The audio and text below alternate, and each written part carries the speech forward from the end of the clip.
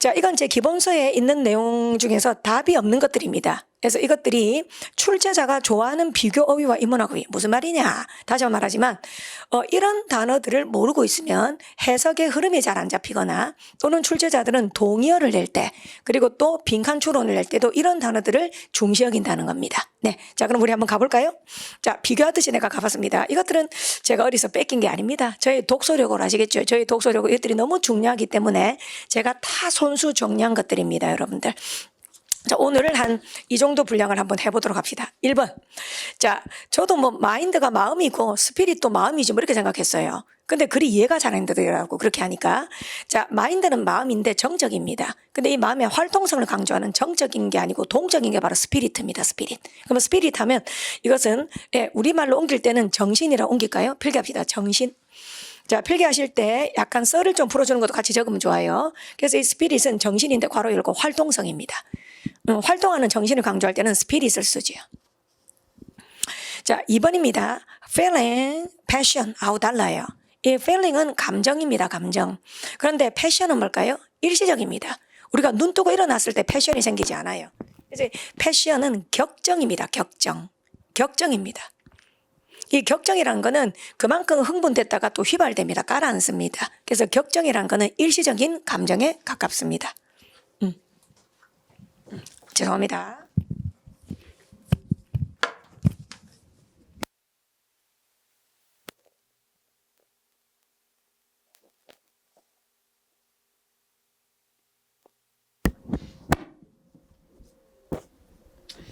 자, 마이크가 자, 다시 한번 해볼까요? 자, 소리는 괜찮나요?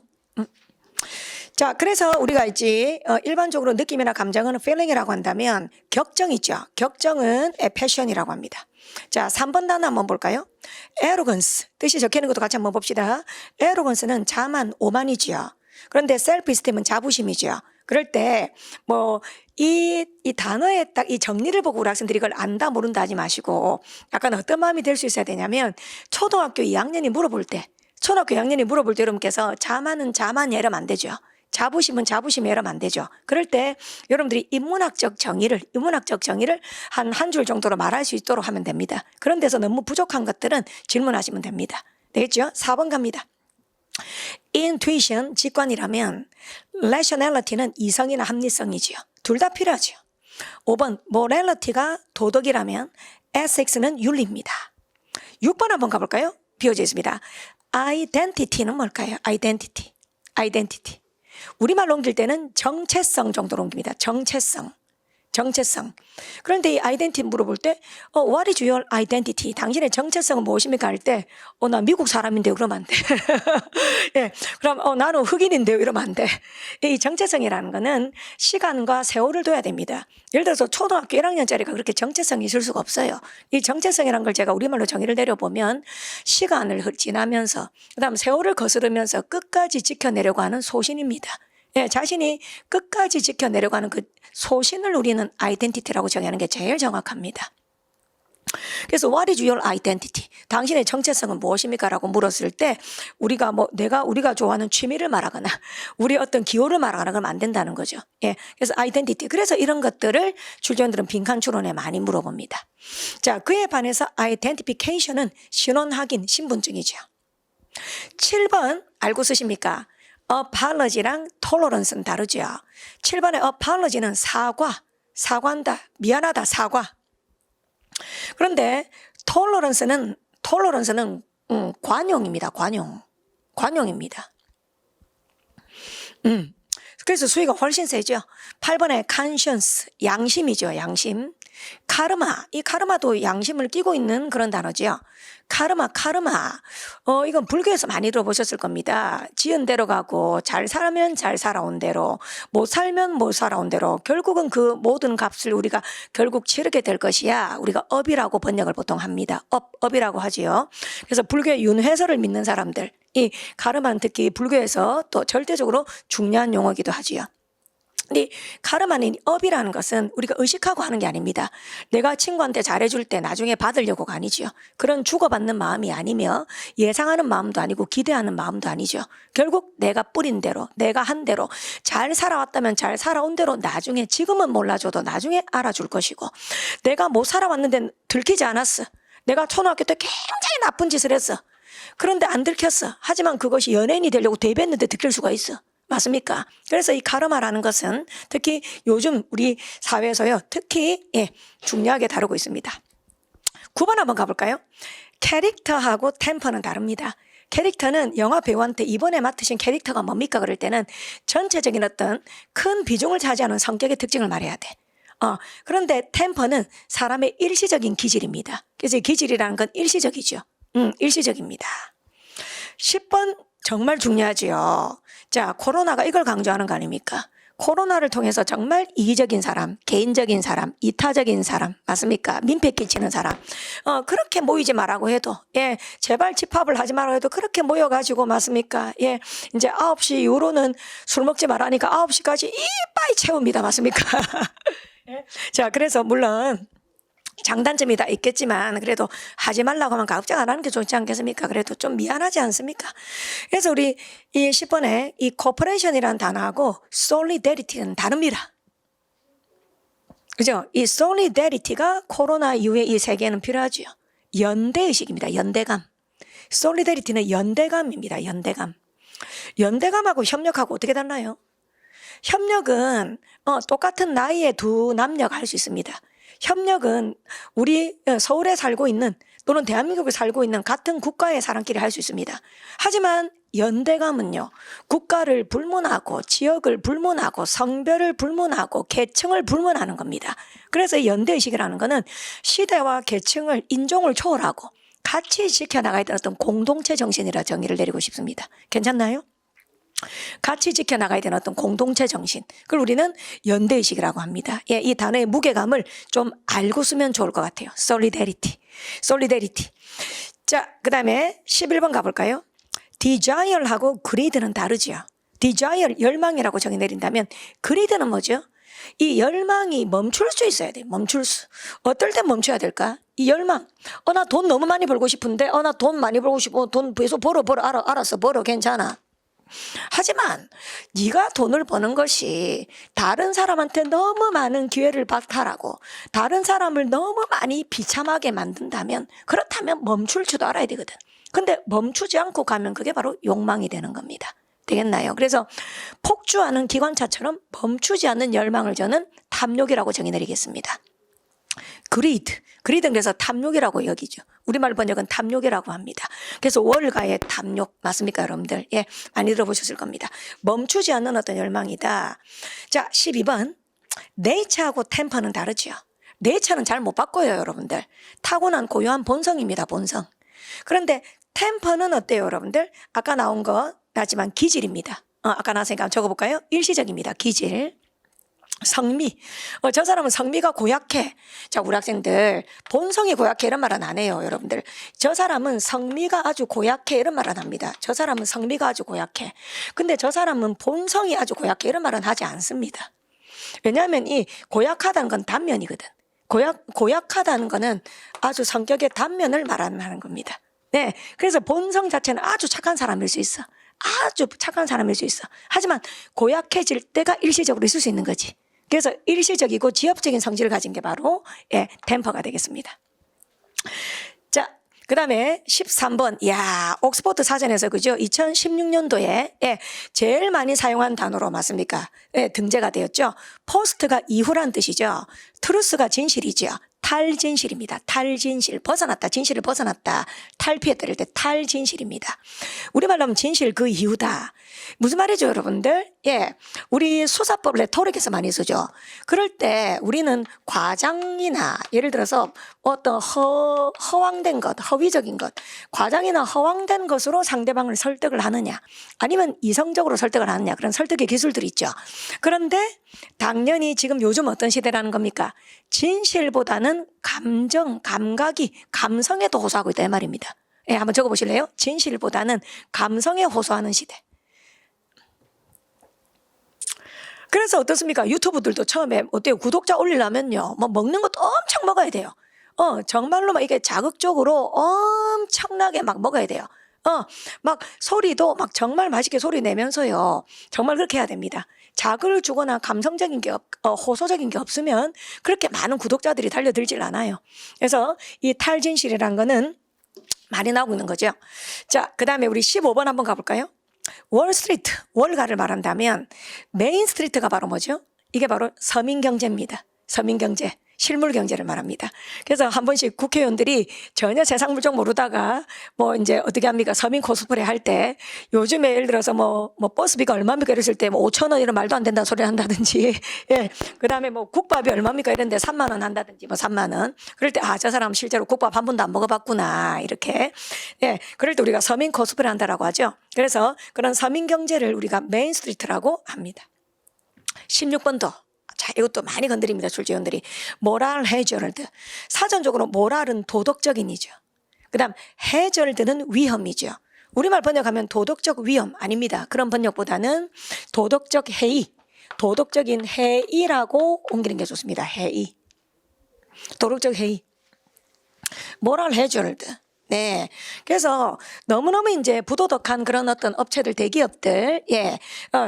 뭐 진짜 서민들의 피 같은 어떤 세금을, 맞습니까? 예. 또 개미 투자자들 눈물 흘리게 하면서, 예. 한방 크게 사고를 때리고 토끼는 그런 사람들, 예. 도덕적 해이, 맞습니까? 왜? 거기에 대한 응당한 죗값을 치르게 하지 않으니까.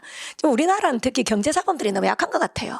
예, 우리나라는 경제사범들이 지은 죄에 비해서 교도소에 너무 소박하게 있다 나오는 것 같습니다. 네. 그래서, 그러니까 어때요? 나쁜 사람들은, 야, 한탕 못하면 바보라 생각해. 야, 한탕 해라, 한 건 해라, 야. 한 3년 살다 나오면 된다, 야. 그런 말들을 한다는 거니 말이 안 되는 거죠.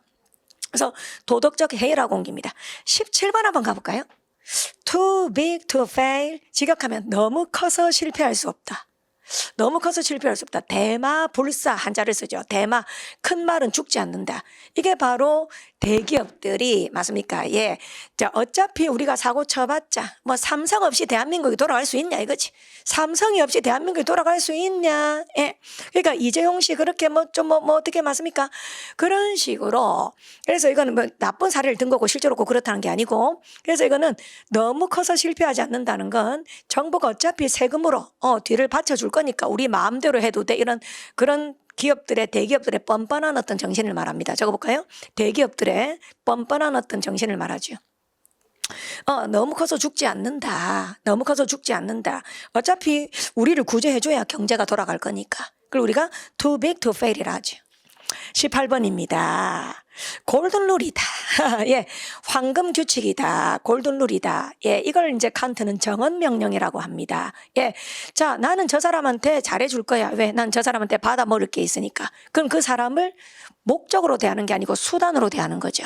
근데 그게 아니고, 나는 저 사람이니까 나는 하나의 인격체로 대한다. 그게 바로 인간을 목적으로 대하는 거죠. 수단이 아니라. 그래서 언제 어디서나 도덕적인 준칙에 따라라. 언제 어디서나 너의 행동이 도덕의 보편적인 준칙에 따라라는 게 바로 골든 룰입니다. 그런데 이제 골든 레이쇼는 여러분들 들어보셨죠? 1대 1.618.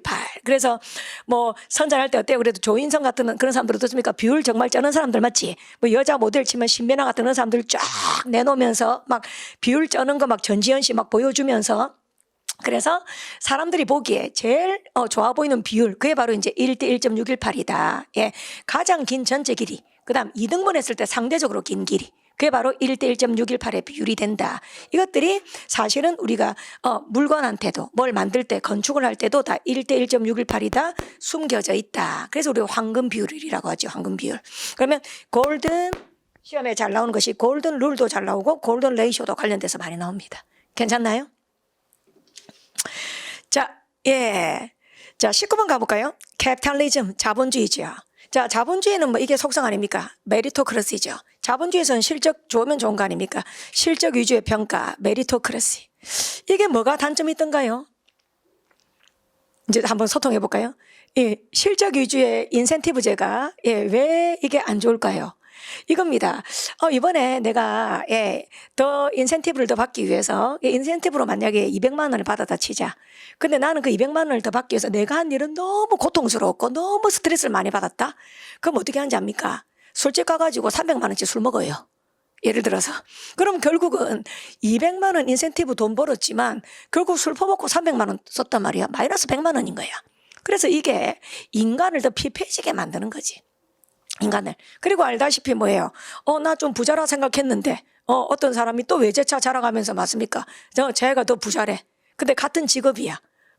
그러면 어때요? 같은 직업끼리는 경쟁심이 역시 심할 수밖에 없는 것 같아. 같은 직업끼리는. 우리 학생들 친구들끼리 어떻게 하세요? 친구들끼리도 솔직히 나중에 여러분께서 직장생활 하시면서도 야, 네 월급 얼만데? 이런 거 물어보면 실례잖아요. 약간 실례 아닌가요? 그래서 그냥 연봉으로 보통 이야기를 할 때, 그럴 때 뭐 세금 빠지고 뭐 빠지고 뭐 보태고 잣대고 이런 이야기 잘 안 하잖아요. 그냥 두리뭉술하게 연봉 얼마다 이렇게 말을 하잖아. 근데 야, 니 정말 한 달 실수령액이 얼마야? 이런 이야기를 물어보는 것도 실례잖아요. 제가 봤을 때 진짜 친한 사이라서 뭐 본인이 굳이 말하겠다는 거 아니면은 난 실례라 생각하는데, 그렇다면 지금 우리가 이런 메리토크라시 위주의 사회에서는 어떻나? 무조건 상대적 박탈감을 느낀다는 거지. 상대적 박탈감을 느낀다는 거죠. 그러니까 이게 결국 좋은 것만은 아니다. 잘 알고 계실 겁니다. 네. 자, 그 다음에 20번. 리더십 못지않게 팔로우십도 중요하지요. 넘어가도록 합니다. 21번. 디벨롭먼트가 발달이라면 브레이크 스루는 쾌거입니다. 이제 발전의 종지부를 찍은 겁니다.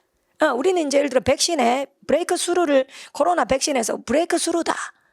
그렇다면 더 이상 이거는 불완전한 거 없다. 최고로 완벽하다. 더 이상의 발전이 필요 없다. 그게 바로 브레이크 스루입니다. 쾌거, 비약적 발전이죠.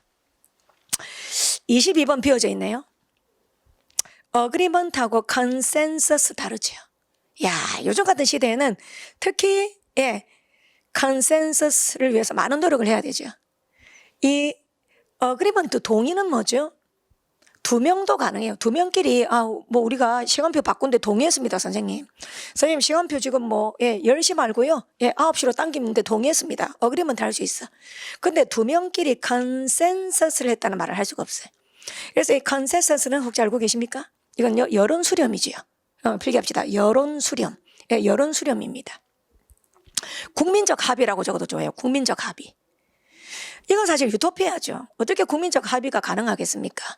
다 생각 다 달라요. 지금도 코로나 재정 지원금을 놓고 왜 나는 안 주냐, 왜 저 사람만 주냐, 다 같이 주지 말자, 아니면 다 같이 줘라. 네, 뭐 정부가 우리 집에 와서 물어본 적 없습니다. 저 줄리한테 물어본 적 없어요. 불가능합니다. 그래서 어떻게 보면 이 컨센서스에 도달한다는 건 불가능해요. 하지만 반대로 보면 정치인은 이것을 위해서 노력하지 않으면 정치인의 자격이 없는 겁니다. 그래서 도달할 수는 없으나 하지만 끊임없이 노력해야 되는 게 바로 이 컨센서스라고 생각을 합니다. 그런 식의 배경 지식을 갖고 글을 읽어주시면 좋아요.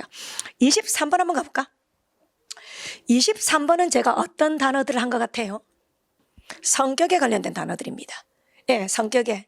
캐릭터, 다시 말하지만 캐릭터는 적어도 아주 큰 포션을 차지하는 성격, 성격의 많은 부분을 차지하는 것, 성격의 어떤 많은 부분을 차지하는 게 캐릭터라면, 그렇다면 이디오싱크러시, 이런 단어 시험에 다 나오고 있습니다. 들어보셨습니까?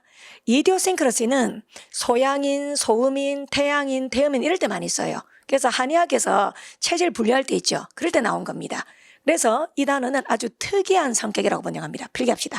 아주 특이한 성격. 약간 잘 보고 싶은 사람한테 말하기 창피한 성격 있지. 예를 들어서 여러분들이 만약에 소개팅하러 갔어요. 공무원 합격하시고. 근데 여자분 앞에서 나는요 책을 사면 꼭 냄새를 맡아보는 습관이, 성격이 있어요. 이런 말 하기 쉽지 않잖아. 나는 책 냄새를 중요하게 여겨요. 그럼 얼마나 여자분이 당황스럽고 오해할 수 있겠어. 약간 이런 말 못할 성격, 그걸 우리가 이디오싱크러시랍니다. 자기만의 비밀로 하고 싶은 한의학의 체질에서 나온 단어입니다. 그 다음 마지막 단어 페르소나는 들어보셨죠?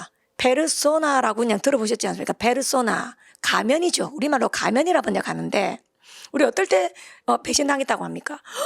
방송에서는 저렇게 천사 같았던 사람이 사실 저렇게 못된 사람이었어? 네, 그래서 사회적 성격입니다.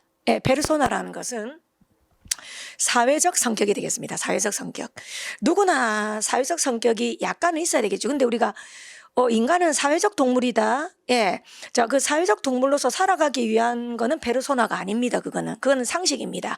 그런데 너무 심할 정도로 자기의 모습하고 너무 안 맞는, 예. 주로 이제 일부 공인들이 이런 페르소나가 많을 수 있겠지요. 자, 넘어가겠습니다. 그 다음 24번. 리스펙트하고 오우 다르지요. 리스펙트는 존경이라면 오우란 단어 경외심이다. 경외심은 존경에 뭐가 더 더해진 걸까요? 그래도 존경하는 사람한테는 다가갈 수는 있어. 근데 경외하는 대상한테는 감히 가까워지려고 할 수는 없어. 그래서 우리가 어떻습니까? 경외심을 갖는다는 건 감히 내가 가까워지고 친할 수는 없어. 항상 나하고는 멀어야 돼. 하지만 동경하고 대단하다 생각하고 그런 마음, 그런 존중하는 마음이 깔리는 게 바로 경외심이죠. 그래서 경외심이라는 건 그래서 우리가 주로 경외를 느끼는 대상은 뭐죠? 우리는 아주 고차원적인 데 경외를 느끼죠. 그래서 나는 정말 밤하늘의 천체를 보면서 경외심을 갖는다. 나는 정말 하나님, 신을 보면서 경외심을 갖는다. 이렇게 경외라는 단어는 훨씬 더 수준 높은 단어입니다. 26번 한번 내려가 볼게요. 자, facility, 편의시설입니다. 여러분들. 그런데 expedient란 단어는 동사 expedite에서 왔거든요. 이 단어는 자, 우리말로 옮기면 편익을 추구하는 것입니다. 적어볼까요? 편익 추구. 자, 이거 절대 왜곡하시면 안 됩니다. 이 편익 추구라는 건 저 플러스 마이너스 다 돼요. 이거 어디서 많이 쓴 걸까? 그래서 우리 법조인들이 또는 의료진들이, 의사들이 있죠. 이 어쩔 수 없었다. 대기업들이 어쩔 수 없었다 말할 때가 있어. 어쩔 수 없다. 우리도 어쩔 수가 없었다. 이거 어때? 자꾸 어떻습니까? 일을 자꾸 미룰 수는 없잖아. 자꾸 일을 미룰 수는 없으니까 어쩔 수 없이 이게 최상은 아니지만 이렇게 했다. 그럴 때 편익 추구는 어쩔 수 없는 겁니다. 그런데 그게 아니고 너무 많은 사람한테 피해를 주는 겁니다. 그래서 예를 들어 대기업들이 정말 하청업체들을 정말 볼모로 삼으면서 극단으로 내몰면서 정말 부도덕하게 진짜 갉아먹는 거, 그런 것들은 이제 자기 사리 사용만 채우는 거죠. 그것도 우리가 expedient라고 합니다. 하지만 일의 진행을 위해서 더 이상 이 일을 마무리하고 멈추게 할 수는 없기 때문에 일을 중단할 수는 없으니까 우리는 일을 진척시켜 가야 된다. 이럴 때 편익이란 건 좋은 의미입니다. 그래서 다시 한번 강조하건대 이 단어는 플러스 마이너스가 다 된다는 거. 이 단어는 우리말로 옮길 때는 편익 또는 편익을 추구하는 것, 이 정도로 옮기시면 좋겠습니다. 자, 넘어갈까요? 27번도 여러분들 한글로 좀 들어보셨죠? 발음 그대로 포렌식 맞습니까? 포렌식. 과학수사기법이라고 우리가 적어놓읍시다. 과학수사는 전부 우리가 포렌식 사이언스라고 하죠. 네. 좋습니다. 자, 그럼 저는 제가 빈칸 비워놓은 단어만 한 번 더 읽어볼 테니까 여러분 형광펜 한번 사용해봐요. 도움 됩니다. 우리가 복습할 때 꼭 처음부터 본다는 건 너무 말이 안 돼요. 그러니 가급적이면 제가 빈칸 칠해놓은 것 중에서 여러분들이 정말 모르는 것만 형광펜 한번 칠해보세요. 자, 제가 빈칸 뚫어놓은 것 중에서 여러분들이 조금 그래도 다시 봐야 되겠다는 거 형광펜 칠해봅니다. 저는 다시 한번 읽겠습니다. Spirit, 행동하고 활동하는 정신을 말합니다. 이번에 passion, 일시적인 격정을 말합니다. 격정. 6번 identity, 자신이 불이익을 당하더라도 오랜 시간에 걸쳐 끝까지 지켜내는 소신입니다. 정체성, identity. 7번 apology, 사과. 하지만 관용, 그죠? 이 관용을 꼭 베풀어야 되는 건 아닙니다. 잘못을 한 사람이 그 잘못을 한 사람에게 꼭 피해자가 관용을 베풀어야 되는 게 아닙니다. 그래서 이 사과라는 주제도 독해에서 아주 많이 나옵니다. 네. 그다음 8번 카르마. 네. 기대하고 대가를 바라면 안 됩니다. 뿌린 대로 결국 거둘 겁니다. 지금 당장 알아주지 않더라도 또는 지금 당장 들통나지 않더라도 결국은 살아온 세월대로 그 결과를 치르게 될 겁니다. 그 업을 우리는 카르마라고 하죠. 10번 코로나 시대에 우리한테 필요한 건 그저 이기심이 아닙니다. 우리는 집단적인 공동체의 어떤 정신이 필요합니다. 그게 바로 연대의식입니다. solidarity. 11번 열망이 그죠? 멈춰야 됩니다. 그런데 너무 멈추지 않고 폭주하는 기관차처럼 달리기만 합니다. 그게 바로 탐욕이지요. greed. 그 다음 12번 일시적인 성격의 기질, 한 단면, 템퍼라고 하죠. 13번. 자, 우리는 진실에 관심이 너무 없습니다. 우리는 오히려 감성적 호소, 감정적 호소에 우리는 더 열광을 해버립니다. 그 감정적 호소가 마치 진실인 양 믿어버리죠. 그래서 탈진실, 진실 따위는 중요하지 않다. 진실 그 이후 포스트 트루스입니다. 15번. 양파값이 얼마더라? 버스 차비가 얼마더라? 그건 전부 메인스트리트지요. 실물경제. 16번. 대기업이 맞습니까? 정말 잘못을 저질러 놓고도 국민들한테 그 책임을 전가시킨다. 도덕적 해이가 아주 팽배해 있다. 17번. 너무 커서 실패할 수 없다. 대마불사. 좋아요. 22번. 컨센서스. 국민적 합의. 국민적 합의. 어떻게 보면 불가능합니다. 하지만 제대로 된 정치인 지도자라면 이런 컨센서스에 도달하기 위해서 노력하려는 마음가짐은 돼 있어야 됩니다. 23번. 이디오싱크러시. 정말 특이한 성격. 페르소나, 가면. 사회적인 공인들이 갖고 있는 그건 사회적인 어떤 이중적인 성격을 말을 합니다. 26번. expedient. 편익 추구, 편익. 불러쓸 수도 있고, 일의 진행을 더 이상 멈출 수 없으니, 막을 수 없으니, 불러쓸 수도 있고, 너무 많은 사람들한테 피해를 준다면 마이너스일 수도 있습니다. 27번. forensic science. 과학수사라고 하지요. 좋습니다. 자, 좋아요. 자, 28번. 조금 더 이어가 볼까요? 자, 28번. 아웃컴하고 리퍼커션 달라요. 아웃컴은 어떤 느낌이냐면 당장의 결과입니다. 우리 공부하면 당장의 결과를 좀 바라잖아. 공부했으니까 점수 좀 올랐으면 하는 그런 당장의 결과를 아웃컴이라 한다면 리퍼커션은 시간이 지나서 10년 뒤에 드러날 수도 있고 그래요. 그래서 우리는 파장이라고 옮깁니다. 파장. 그래서 이번에 이렇게 부실한 처신은 나중에 파장을 가져올 것이다. 그래서 나중에 생길 결과를 말하는 게 바로 리퍼커션입니다. 아주 잘 나온 단어입니다. 29번 쉘터. 화재가 났다. 그래서 잘 곳이 없다. 그럼 임시 대피소에 가면 됩니다. 그렇게 쓸 수 있는 가벼운 단어가 쉘터라면 생츄리는 그런 게 아니죠. 성역, 은신처.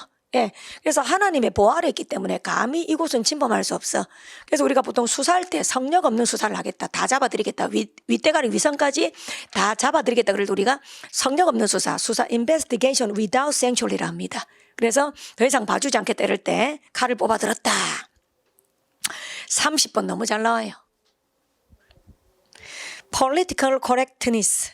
직역이 뭐죠? 정치적인 정확성입니다. 정치적인 정확성, 정치적인 바로잡음, 이렇게 번역합니다. 이게 또 공무원 시험에 나왔는데 이게 약자로 앞에 political 할 때 P잖아. 그 다음에 correctiveness가 쓰이잖아. 그러니까 이게 배경 지식 없는 사람은 정말 PC 컴퓨터인지 안다고, 개념 컴퓨터. 이게 좀 웃을 일이 아니야, 정말. 그래서 얼마나 다방면으로 넓고 약게 알아야 되는지를 알려줍니다. 그래서 정치적인 바로잡음은 차별적 표현 금지입니다. 적어볼까요? 차별적 표현 금지. 차별적 표현 금지. 그래서 흑인이라고 하면 안 되죠. 흑인이라고 하는 건 상대적으로 백인을 우월하게 보는 거기 때문에, 그런 걸 우리는 정치적인 바로잡음이라 하지요. 이제 그러다 보니 너무 소외된 쪽이 없도록 하다 보니 오히려 31번이 문제가 되고 있는 거지. 그래서, 그래, 특정한 사람을 소외시키지 않는다는 그 취지는 좋다. 정치적인 바로잡음은 좋다.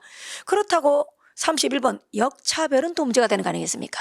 그래서 31번은 역차별이 되겠습니다. 역차별. 리버스라는 단어가 형용사로 반대의, 거꾸로의 이런 겁니다. 반대의, 거꾸로의.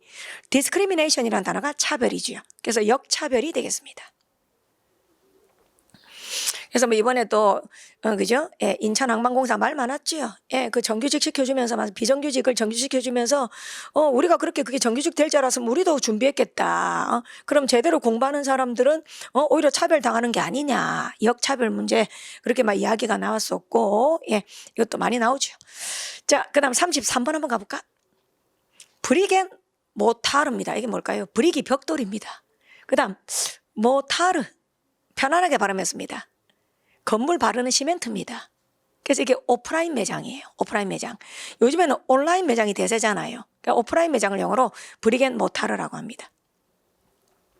그 다음 34번 한번 가볼까요?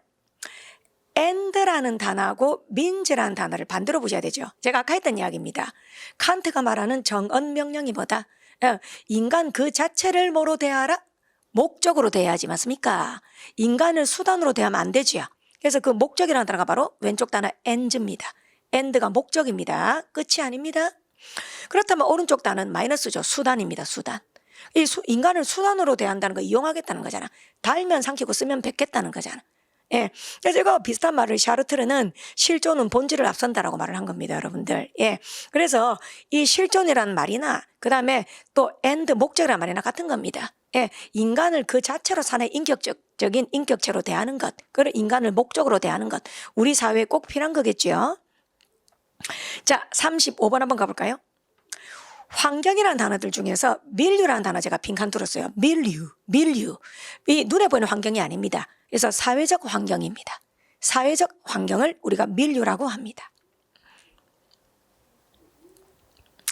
자, 36번 단어 한번 볼까요? 정말 아파. 그럼 그건 disease, 질병이죠. 그런데 멜로디, 발음이 멜로디입니다. 멜로디는 뭘까? 사회적 병폐를 말합니다. 사회적 질병. 사회적 병폐. 너무 물질 만능주의가, 배금주의가 팽배해 있다. 그리고 우리는 멜로디라고 하죠. 좋아요. 37번 단어 한번 가볼까요? 우리가 뭔가 경향이나 성향이나 애호 이런 단어 중에서 predisposition이라는 단어 비가 들었습니다. 프리가 뭐냐? 프리가 미리입니다. 미리. 그 다음 dispose가 뭐냐? 위치시키다 놓답니다. 미리 놓아뒀네요. 쌍둥이를 낳았는데 원래 소심해 성격이. 원래 내성적이야. 그 자꾸 바꾸라고 하면 안 돼. 너 왜 자꾸 자신 있게 못해 이러면 안 돼 엄마가. 원래 그렇게 태어났거든. 그래서 predisposition은 태생적 기질입니다. 태생적인 기질. 태생적으로 어떤 성향을 갖고 있는 거 있죠. 태생적인 것. 원래 태어날 때부터 지니고 있는 그런 성향을 우리가 predisposition이라고 해요. 바꾸기 힘든 거죠. 자, 넘어갑니다. 그 다음 38번에는 모으다라는 단어들을 제가 뉘앙스를 막 좀 적어봤어요. 이럴 단어가 장기격가거든. 코로나 때문에 선생님 이제 우리가 외출 못하니까요. 마트에 라면을 사재겠다는데요. 그게 바로 hold입니다. 첫 번째 동사 hold 있죠. 이건 동일한 품목을 막 사들이는 겁니다. 라면만 왕창 사는 거죠. 동일한 품목을. 그런데 그렇다면 밑으로 내려가서 must라는 단어 비웠죠. must. 이 must는 뒤에 오는 목적어가 용기를 내다 이런 거거든. 모으다. 그래서 주로 감정적인 겁니다. 필기할까요? 감정적인 것을 불러 모으다. 감정을 불러 모으다. 그래서 우리는 must를 씁니다. must. 39번 갑니다. 자, 제가 출전들이 좋아하는 지문에 건강이 있다 그랬죠. 그럼 건강 이야기를 하다 보면 우리 인생이나 건강 이야기를 하다 보면 우리가 태어나서 유아기부터 그다음에 사춘기 그다음에 성인기 이런 이야기 해야 되죠. 그럴 때 우리가 사춘기라는 단어를 두 개를 쓰고 있어요. 첫 번째 단어 puberty. 그다음에 지금 빈칸 단어입니다. adolescence. 발음에 adolescence 뜻 적을까요? 사춘기입니다. 어떻게 약간 구별하는 게 좋을까요? 둘 다 사춘기인데. 가급적이면 사춘기 어떤 신체적인 걸 말할 때는 puberty를 많이 써요. 어떤 신체적으로 사춘기에 대해서 이야기하겠다 그럴 때는 puberty를 많이 써요. 신체적.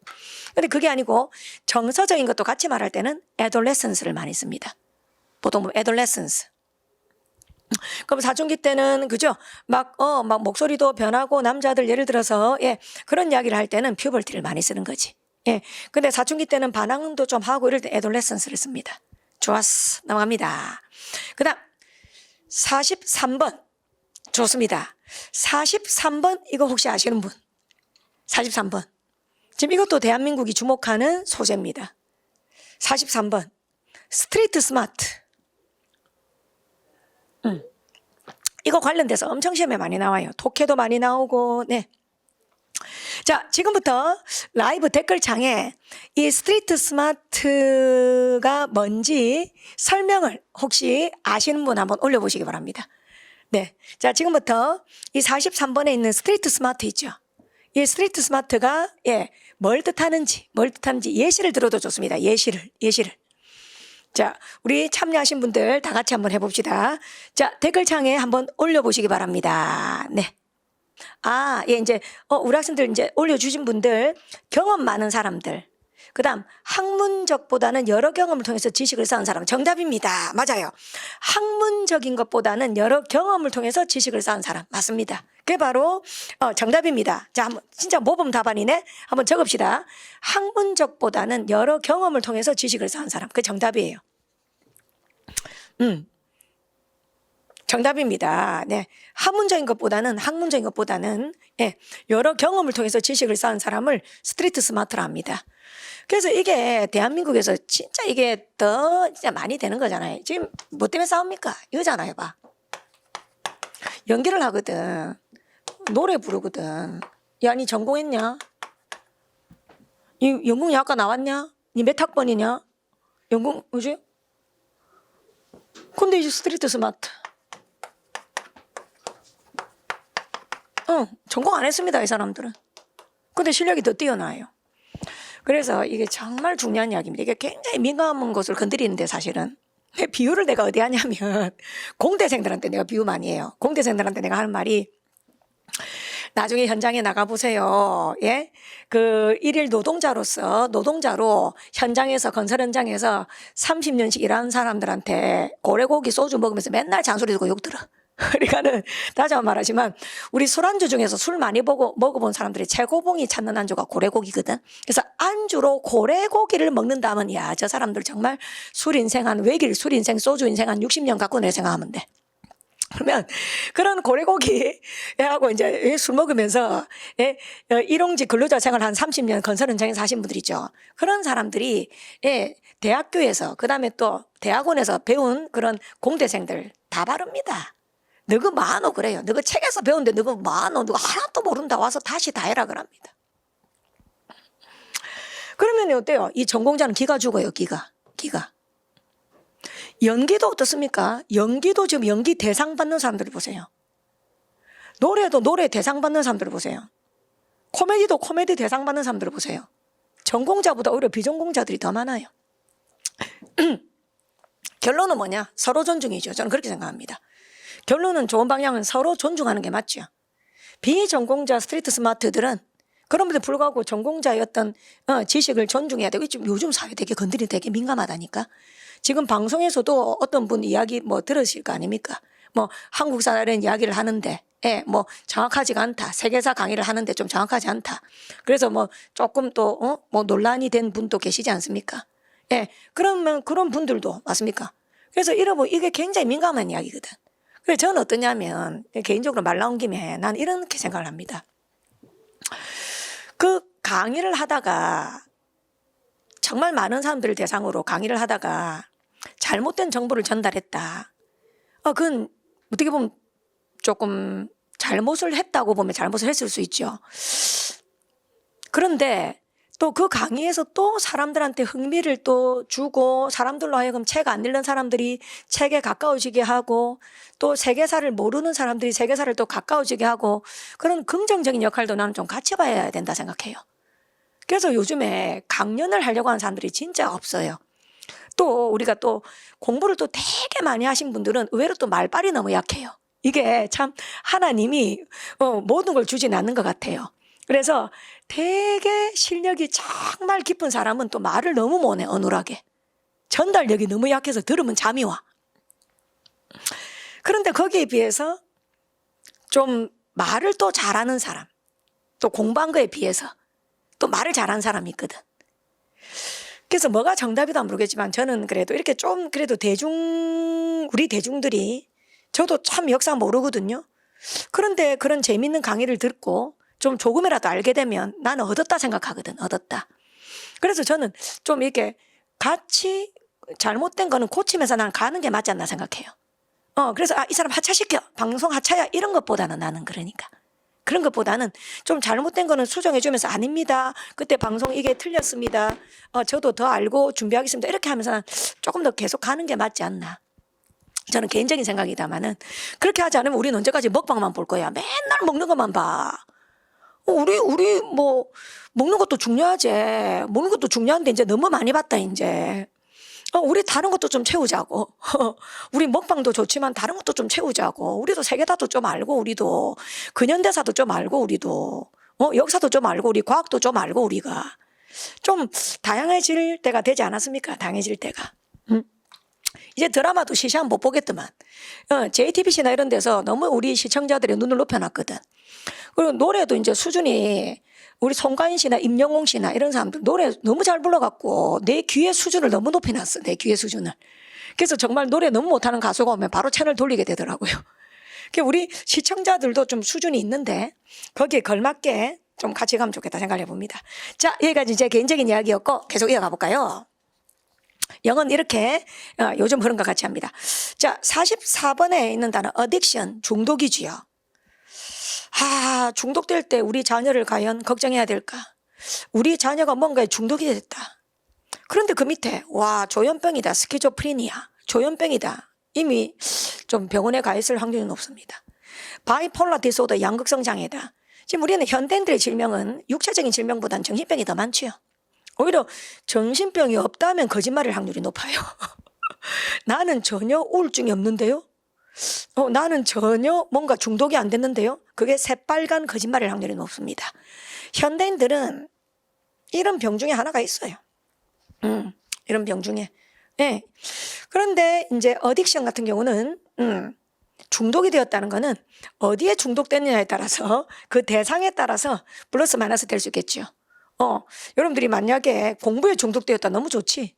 음악에 중독되었다 너무 좋지. 예. 근데 도박에 중독되면 안 되는 거거든.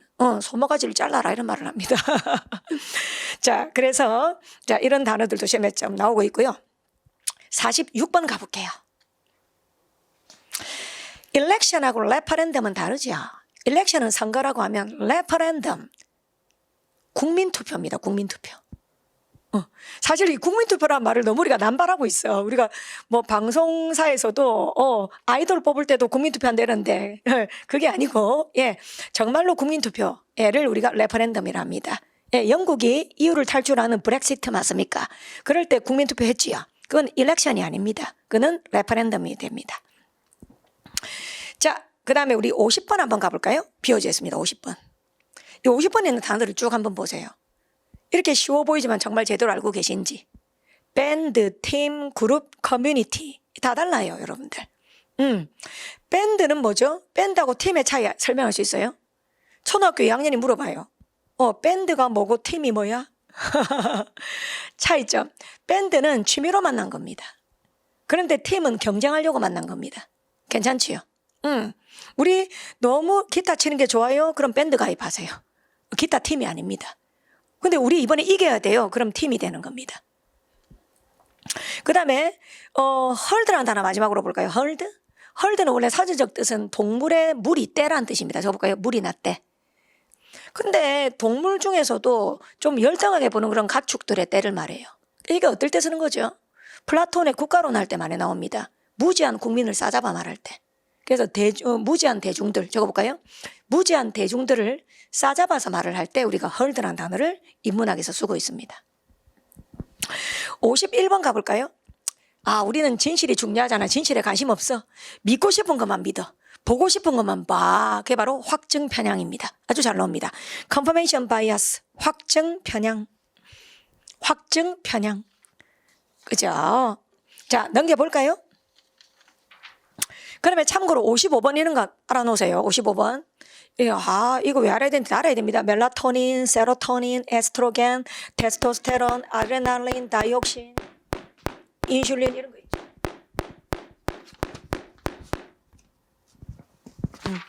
인슐린 이런 것들 있죠. 이런 것들 전부 호르몬과 건강에 관련된 그런 거 다 독해 나오고 있습니다. 네. 그 다음에 57번 한번 해볼까요? 57번 한번 해볼까? 57번. 하드 파워, 소프트 파워. 자, 이거는 외교에서 나오는 거죠, 외교. 우리가 북한한테 협박도 해보고 회유도 해보고 맞습니까? 그래서 주로 무력을 통한 외교를 하드 파워라고 합니다.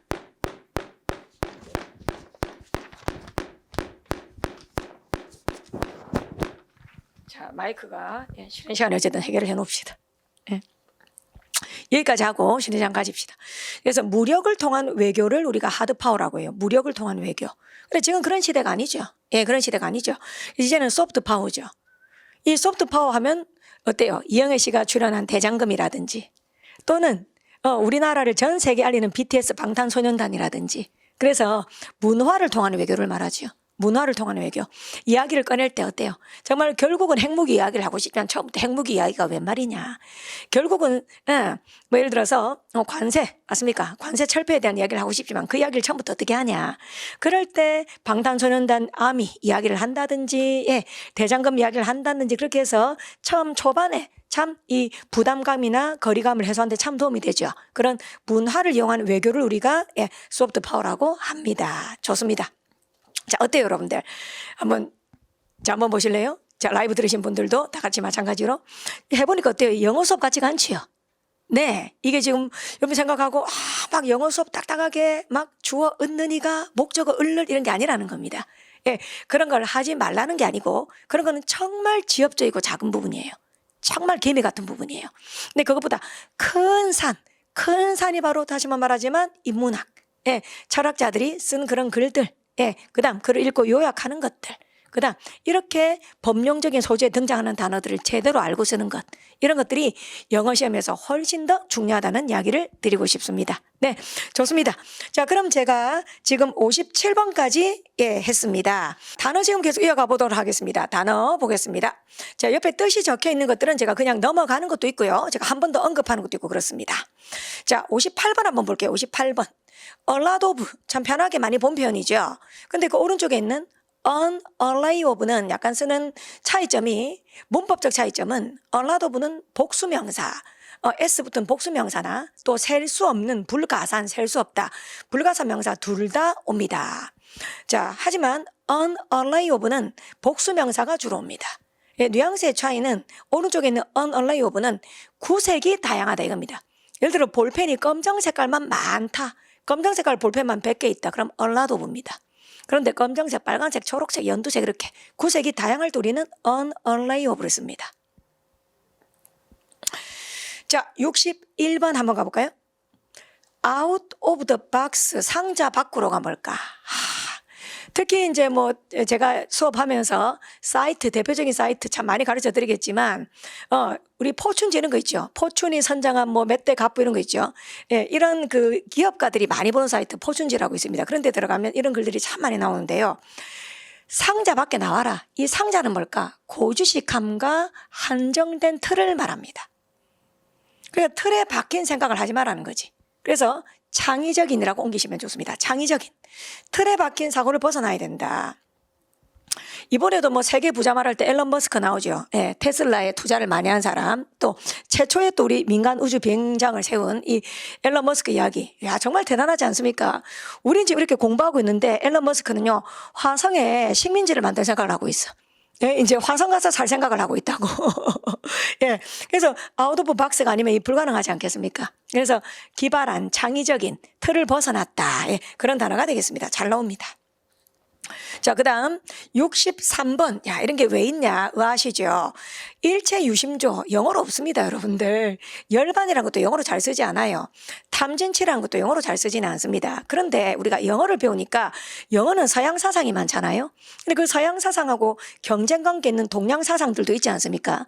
그랬을 때 제가 이 한글로, 물론 한자지, 이 한자로 쓴 것들이 전부 독해에 다 나오고 있다는 겁니다, 중요하게. 일체 유심조는 뭐예요? 우리 이런 이야기 많이 합니다. 세상 안 해야 될 말이라 저는 생각하는데, 바빠서 못 갔다 이런 거 있죠. 나중에 뭐, 여러분께서 결혼하고 다 하시고 하시면서, 그죠? 뭐, 바빠서 부모님 시골에 못 내려갔습니다. 다 거짓말이지. 물론 바쁜 것도 맞지, 내 말은. 하지만 마음이 있잖아. 마음이 있으면은 잠시 갔다 옵니다. 그래서 일체 유심조란 말이, 이 정말로 참 저는 참 제가 좋아하는 말입니다. 이 모든 건 마음에 달려 있다. 모든 것은 이 마음에서 나온다는 말, 참 일체 유심조란 말, 참, 찔리더라고요. 저도 돌아가신 친정아버지한테 제가 아버지한테 바빠서 못 갔습니다 하면 그냥 이 마음이 없었다고 해라 이러더라고. 되게 찔리더라고요. 네. 자, 그다음에 열반. 야, 이 열반이 뭐죠? 해탈. 해탈의 경지를 이루는 겁니다. 열반 해탈. 탐진치. 탐욕, 어리석음 맞습니까, 여러분들? 우리 인간이 탐진치, 어때요? 우리가 지혜롭게 살지 않고 공부를 하고 자기의 내적 수양과 단련을 하지 않으면 우리는 결국 탐진치, 탐욕과 어리석음과 무지로 살아가게 됩니다. 한번 적어볼까요? 탐진치는 꼭 합시다. 탐욕. 무지, 어리석음. 그런 탐욕이나 무지나 어리석음. 그냥 정말 원시적인 동물과 다른 바가 없죠. 그런 탐진치에 도달하지 않기 위해서 우리는 공부를 해야 되고 성찰을 해야 되고 깨우쳐야 되고. 예, 좋습니다. 자, 64번. 이건 넘어갈게요. 쭉 넘어가서 69번 한번 가볼까요? 이렇게 이 비교 어휘와 인문학 어휘에서는 단순하게 인문학만 하는 게 아니고, 예, 문법적인 것도 많이 다루고 있습니다. 69번. despite는 뭐에도 불구하고 이게 전치사입니다. 전치사는 우리말의 조사 같은 겁니다. 어디 어디로, 어디 어디에서 이렇게. 전치사입니다. 이 전치사는 뒤에 문장이 오면 안 돼요. 주어 동사 오면 안 돼요. 명사가 와야 됩니다. 명사. 그런데 그 아래에 있는 considering이나 given도 역시 전치사입니다. 필기할까요? 전치사. 접속사도 됩니다. considering이나 given 이 아이는 접속사도 되고 전치사도 돼요. 이 아이는 뭐뭐를 감안하면 이런 뜻입니다. 뭐뭐를 감안하여. 뭐뭐를 감안하면. 그럼 이 뭐뭐를 감안하면이란 말하고 despite하고 비슷하다는 거죠. 자, 이겁니다. despite 뒤에 이런 내용 한번 해볼까요? 뭐뭐에도 불구하고 despite. 자, 여기 너무 아픔, 너무 아팠다, 아픔. 예, 그 다음에 열공을 했어. 아팠으면 원래 쉬어야 됩니다. 그런데 아팠는데도 불구하고 열공을 했다. 이렇게 역접 관계를 쓰는 게 바로 despite입니다. 그렇다면 이 역접이 100%지 despite는. 그런데 이 역접을 약간 톤 다운 시킨 게 바로 considering이라고 생각하시면 됩니다. 예를 들어서 이런 말을 해볼까요? 대한민국 경제를 감안하면 수출은 나쁜 편이 아니다. 한글 한번 들어보실래요? 대한민국 경제를 감안하면 수출은 나쁜 편은 아니다. 이 말 속에는 은근히 보면 역접이지. 대한민국 경제 상황이 안 좋은데도 불구하고 경제는 수출은 괜찮은 편이다 하기 때문에. 그래서 이 단어 considering이나 given은 뭐뭐에도 불구하고 또는 뭐뭐 때문에 이런 원인 결과 인과나 역접을 나타낸다. 인과나 역접을 나타내지만 필기할까요? 인과나 역접. 하지만 약간 어조는 약한 것이다. 이 정도로 기억하시면 좋겠습니다. 자, 그 다음에 쭉 내려가서 자, 71번 한번 봐주세요. 전부 뜻이 똑같네요. 71번이 전부 뭐뭐에 관해서라는 전치사입니다. 그런데 첫 번째 줄에 있는 about 있죠. 이 about은 개성이 없어요. 그냥 우리가 잘 알고 있는 뭐뭐에 관해서고요. 그 옆에 있는 on 있죠. 이 on은 뒤에 구체적인 주제가 옵니다. 대체로 구체적인 주제. 일단 필기를 한번 해볼까요? 거기에 비해서 오른쪽에 있는 over는 포괄적 주제가 옵니다. 포괄적 주제. 만약에 우리 결혼에 대해서 이야기하자. 그러면 결혼에는 혼수도 있고 예식장 잡는 것도 있고 많잖아요. 이 결혼이라는 포괄적 주제가 된다면 over 쓰는 거예요. 그런데 예식장에 관해서만 얘기하자. 혼수에 대해서만 얘기하자. 그러면 on을 쓰는 겁니다. 전치사 on은 그런 구체성을 지닌다. 그 다음 regarding, concerning. 이렇게 ing가 붙은 아이들이 전치사가 아닌지 아는 분들이 많아요. 얘들이 전치사라는 게 포인트입니다. regarding, concerning. 특별한 개성은 없습니다. 그 다음 마지막에 있는 as to나 as for 있죠. 이거는 뭐뭐에 관해서인데 어떨 때 주로 쓰냐면 이거 as for나 as to 뒤에는 이렇게 what이라는 접속사 있고 뒤에 문장 I said 이런 식으로 많이 와요. 그럼 내가 말했던 것에 관해서라면 이 말은 즉 절이 온다는 거예요. 절. 우리 이런 걸 명사절이랍니다. 특히 명사절이 오는 그런 전치사다. 이 공무원 시험에서 선생님 이런 걸 왜 공부해야 됩니까? 이 공무원 시험 문법 문제 중에서는 추가 삭제를 참 잘 내요. 추가 삭제. 삭제가 무슨 말이지? 불필요한 게 들어갔다. 불필요한 게. 그럴 때 우리가 빼야 된다는 겁니다. 그러면 이게 우리 학생들 이게 하나의 전치사인지를 모르면 여러분들이 이것 따로 생각할 수 있는 거예요.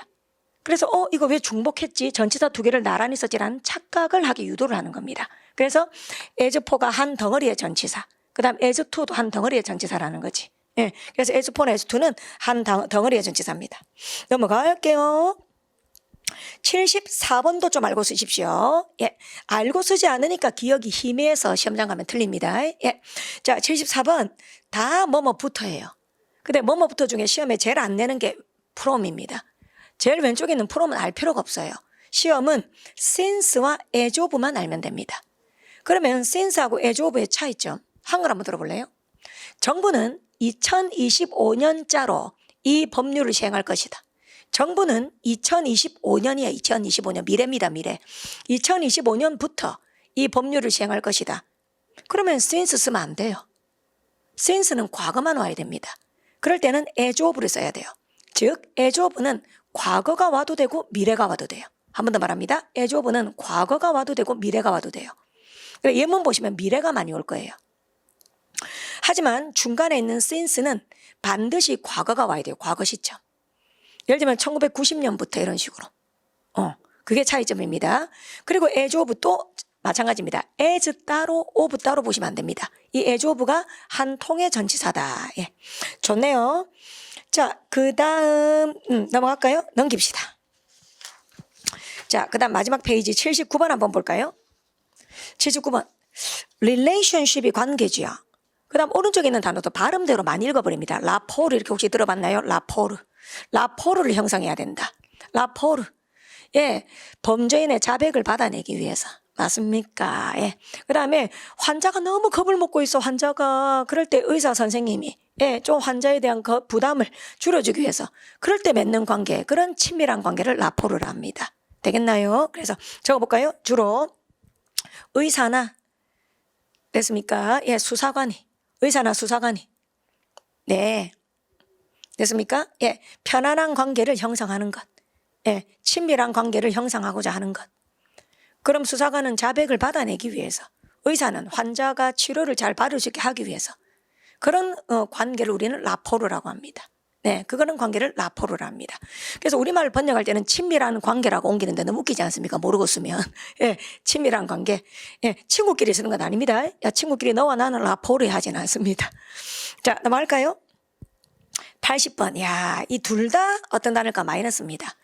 complacency. 자기만족이 좋은 단어가 아니에요. 이 단어의 뉘앙스는 좀 더 노력해야 되고 좀 더 분발을 해야 되는데 더 노력하지 않고 더 분발하지 않는다는 뉘앙스가 깔린 거예요. 예. 자, 한 반에 30명 있어요. 근데 우리 자녀가 25등을 합니다. 25등. 근데 우리 자녀가 하는 말이 만족한대. 엄마, 아빠 이 정도 등수면 됐지요. 그럼 엄마가 보기에는 참 우리 아들내미는, 우리 딸내미는 complacency를 하고 있구나. 더 노력해야 되는데. 자, 그런 단어를 공적으로 쓰는 게 바로 오른쪽에 있는 단어입니다. status quo. 발음이 status quo. 우리말로 현상 유지입니다. 자, 볼까요? 현상 유지. 현상 유지가 선생님 좋은 거 아닙니다. 더 노력해야 되고 더 분발해야 되는데, 괄호 열고 이거는 기업의 말이었습니다. 기업. 예, 기업이 스테이터스 코어에 머물러 있다. 이렇게. 그래서 공적 느낌의 현상 유지, 자기 만족이 스테이터스 코어. 노력하지 않는 상태. 그 다음 우리 개인적으로 쓸 수 있는 단어는 왼쪽에 있는 단어 complacency 되겠네요. 자, 좋아요. 그럼 제가 83번 이런 것들 이렇게 자세하게 해놓은 거예요. 이 별것 아닌 것처럼 보이는 비동사. 이것들도 소중하게 다뤄야 됩니다. 83번 한번 보실래요? 83번. 비동사가 이다죠. remain도 이다라 하시면 됩니다. 저는 어릴 때 그냥 이걸 유지동사라고 배웠거든요. 무슨 말인지 모르겠더라고. 그냥 그게 아니고 둘 다 이다라 번역하시면 돼요. 근데 지속성이 좀 더 강조되는 게 오른쪽에 있는 remain입니다. 예. 야, 너 정말 계속 날씬하구나. 그럼 remain slim이 되는 거지. 예. 자, 그런 느낌입니다. 84번 비동사가 있다 마찬가지. stay 머무르다. 지속성을 강조하면 stay가 되는 겁니다. 좋아요. 넘어갑니다. 자, 그 다음에 밑에 보시면 그죠? 참 필요한 단어들 많이 정리되어 있고요. 그 다음에 쭉 내려가서 97번 한번 보세요. 우리 학생들이 쉽게 생각하는 것도 한번 제가 당부를 드리겠습니다. concerned with 있죠. concerned with랑 concerned about은 달라요. 보통 concerned about은 좀 들어봤을 겁니다. 뭐뭐에 대해서 걱정한다. 하지만 concerned with는 뭐뭐에 관심이 있다, 관련됐다 이런 겁니다. 그 다음에 98번. 이런 건 우리 학생들이 방심할 수 있어서 강조할게요. 98번. 우리가 이런 말 못 알아듣는다는 건 아닙니다. 자격이 있다는 말, entitled to. 그 다음 의무가 있다는 말, obliged to. 하지만 시험장 가면 이게 사실 반대인지 모르는 학생들이 많다는 겁니다. 여러분들, 자격이 있다는 건 뭐예요? 누리는 거야. 내가 누리는 거. 하지만 의무는 뭐죠? 싫어도 해야 되는 겁니다. 싫어도 군대를 가야 되는 거예요. 그게 의무인 거예요. 의무. 근데 그럴 때 군대 갈 자격이 있다진 않잖아. 예. 하지만 나는 존중받을 자격이 있다 이렇게 말을 하는 거거든.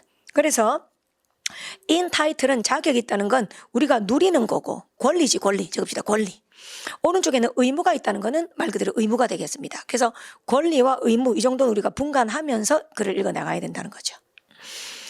그 다음에 99번 한번 가볼까요? Be liable to. 우리 막 수거 보면 그냥 귀찮아서 일단 외웁니다. 근데 나중에 활용을 못해요. 출제원들이 바보입니까? 출제원들은 그 수많은 수거 중에서 뭘 출제할까?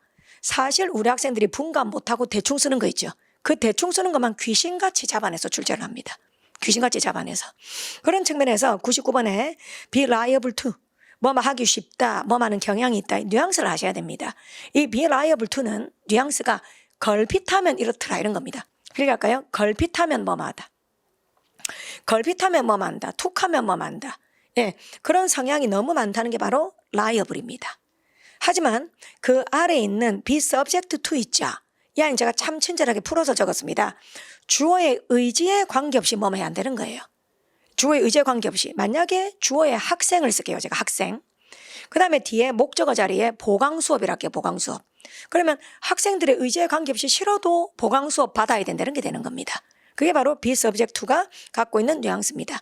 이런 걸 정확하게 아셔야 되겠어요. 자, 마지막 100번 한번 볼까요? Provide A with B. A하고 B 헷갈리면 안 됩니다. A에게 B를 제공하는 거예요. 그럼 A는 사람이 대체로 올 것이고 B는 사물이 대체로 올 것입니다. 그런데 A, B가 바뀌게 된다. 그러면 전치사가 달라진다는 거죠. 그 달라진 전치사는 for나 to를 씁니다. to도 한번 적을까요? to. 근데 for 쓸래, to 쓸래 하는 출제는 하지 않습니다. 출제원들이. 그 정도로 일단 정리를 하겠습니다.